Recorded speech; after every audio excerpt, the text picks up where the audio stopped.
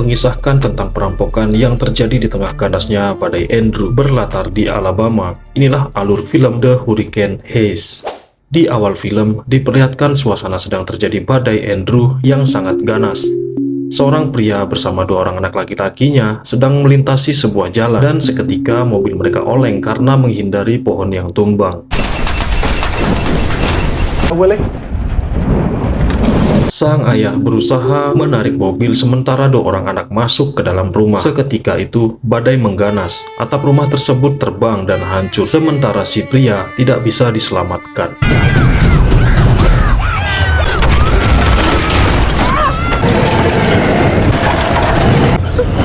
Scene beralih ke masa sekarang, tepatnya di sebuah kantor meteorologi dan geofisika, Silver Spring, Maryland, Amerika Serikat. Seorang ilmuwan memaparkan sebuah badai Tami akan melanda Alabama, yang mana badai tersebut diprediksi lebih dahsyat dibanding dengan badai Andrew yang sebelumnya terjadi. Hal itu disebabkan karena adanya perbedaan tekanan suhu yang sangat ekstrim. Scene beralih kembali ke Gultrup, Alabama. Seorang ahli geologi dan metafisika bernama Will, yang tak lain adalah salah seorang anak yang di awal film menjadi korban badai Andrew, kini bekerja di Silver Spring, Maryland. Ia menerima perintah dan melaporkan situasi cuaca di Alabama dengan menerbangkan sebuah drone. Lalu kita beralih kembali ke sebuah jalan. Nampak terjadi kemacetan karena kecelakaan. Di atas kabin truk kontainer, seorang perempuan bernama Casey dan rekan kerjanya bernama Connor. Casey mengambil alih kemudi dan melewati ladang untuk menghindari kemacetan karena muatan mereka harus dibongkar sebelum terjadi badai. Sementara Will menerbangkan drone.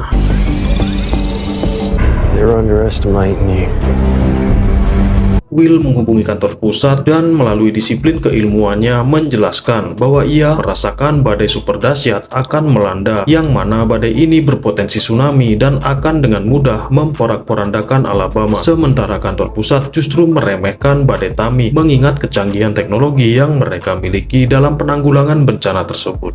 Scene beralih kembali ke Departemen Keuangan Gulfport. Sejumlah uang rusak akan dihancurkan. Di sana, Casey mendapat laporan dari sersan bahwa mesin penghancur rusak sehingga uang tersebut kemudian dimasukkan ke dalam berangkas. Departemen Keuangan melalui Moreno memerintahkan mekanik untuk memperbaiki mesin. Mereka adalah Sasha dan Fris. Mereka mengatakan bahwa mesin akan selesai sebelum jam makan siang. Setelah itu, Casey menghubungi rekannya yang bernama Morris untuk mengganti kode berangkas tersebut. Di waktu yang bersamaan, tiba-tiba generator listrik mati dan diikuti padamnya signal komunikasi, sehingga Casey akan langsung mendatangi Brice dengan sebelumnya menyembunyikan tape-nya di tumpukan sampah.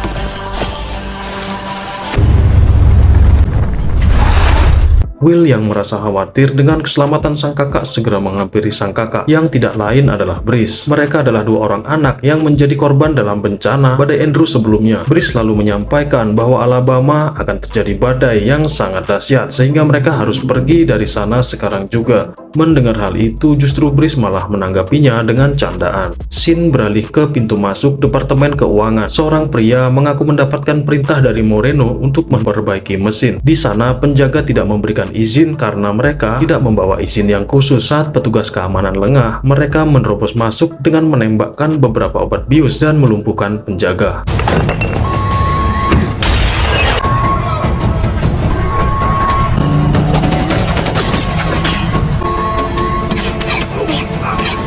Salah satu penjaga berhasil mengirimkan sinyal darurat sehingga petugas yang berada di dalam langsung bersiaga. Di sini kita melihat bahwa Connor ternyata pengkhianat yang bekerja sama dengan perampok. Mereka yang sudah berhasil masuk ke ruangan berangkas berusaha masuk ke ruangan Moreno. Namun hal itu belum berhasil karena ruangan tersebut berlapis baja dan kaca anti peluru. Hal yang tidak terduga pun terjadi. Ternyata dua orang yang teknisi tadi bekerja sama juga dengan penjahat, sehingga mereka berhasil meretas kode masuk ke ruangan Moreno. Kini Moreno telah terjebak bersama dengan para penjahat itu. Connor mendesak Moreno untuk bisa bekerja sama agar tidak terjadi pertumpahan darah. Sementara dua orang programmer tersebut kembali melanjutkan pekerjaannya, meretas kode berangkas yang mereka butuhkan. Di sisi lain, Casey yang sudah berhasil menghampiri Brice segera membawanya ke departemen. You gonna be here when I get back? Now you see that?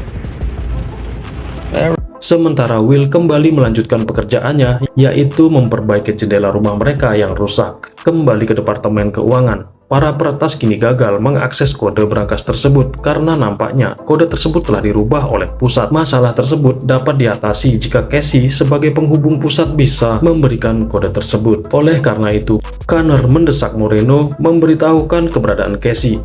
Moreno mengatakan bahwa Casey sedang menjemput seseorang untuk memperbaiki generator yang rusak. Saat tiba kembali di Departemen Keuangan, Casey melihat ada sesuatu yang aneh, sehingga ia pun memeriksa keadaan sekitar dan inilah yang terjadi.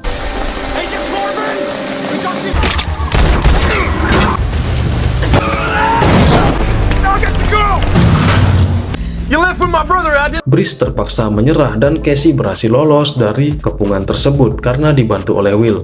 Mereka pun menuju kantor polisi lokal dan bermaksud meminta bantuan. Namun ternyata si polisi busuk ini adalah bagian dari mereka. Lalu kemudian inilah yang terjadi.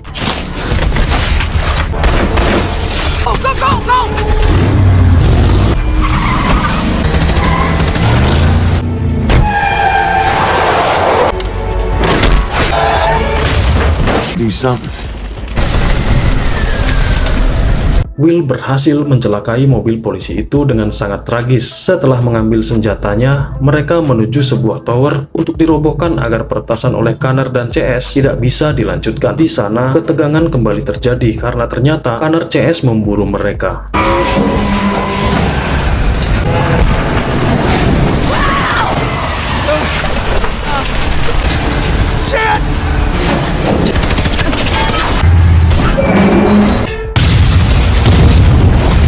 Kita kembali ke Departemen Keuangan. Brice menghampiri tawanan dan berusaha membebaskan mereka. Namun hal itu diketahui oleh perampok sehingga sistem keamanan yang berbasis aliran listrik diaktifkan. Tawanan tetap bertahan sementara Brice berhasil kabur. Connor yang tiba di gedung keuangan kembali bernegosiasi dengan polisi lokal yang datang untuk menyelesaikan bagaimana mereka bisa menangkap Casey. Akhirnya mereka berkomunikasi. Casey menyampaikan bahwa ia berada di sebuah pusat perbelanjaan. Tanpa membuang waktu, polisi lokal menghampiri Casey dan ketika Casey dan Will akan disergap inilah yang terjadi.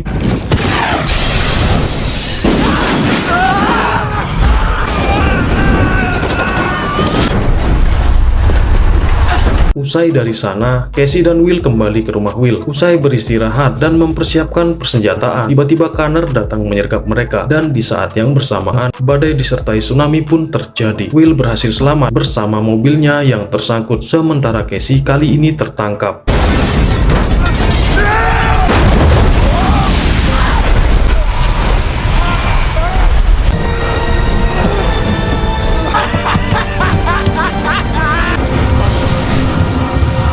Sampai di Departemen Keuangan, Casey sudah tidak bisa berbuat apa-apa lagi selain memberikan kode brankas tersebut karena Connor semakin menggila. I'll get you to heaven, Connor.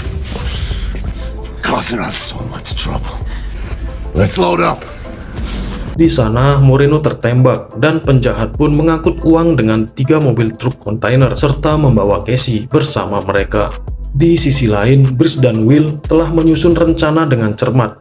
Mereka akan menjebak mobil pengangkut uang tersebut.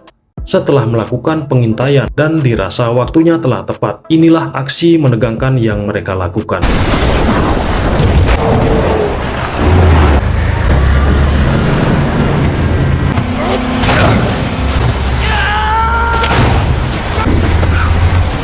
On the top of a truck, man.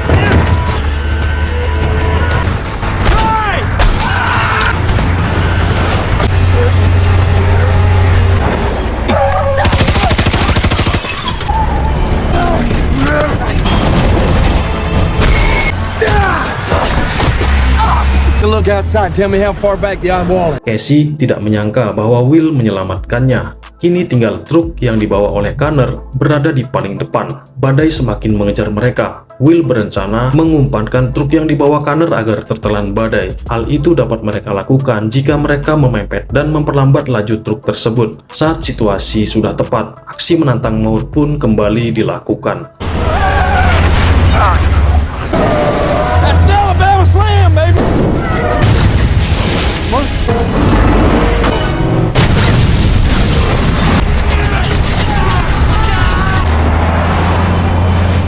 Some kind of victory. Kini kemenangan mereka dapatkan. Uang sejumlah 1 kontainer penuh yang tentunya berjumlah di atas jutaan dolar berhasil mereka amankan, dan hal tersebut membuat mereka bertiga tidak mampu berkata apapun terkait rencana selanjutnya. Yang pasti ketiga orang jujur dan hebat ini tentu akan mendapatkan hal yang setimpal dengan nominal yang berhasil mereka selamatkan. Satu hal penting yang dapat kita ambil dari film ini adalah bahwa sangat penting menghargai kejujuran dan profesionalitas seseorang, karena ketika segalanya menjadi genting, maka hanya kepada kejujuranlah setiap manusia bisa berlindung. Terima kasih telah menyaksikan konten ini. Saya Arya pamit undur diri dan sampai jumpa di konten selanjutnya.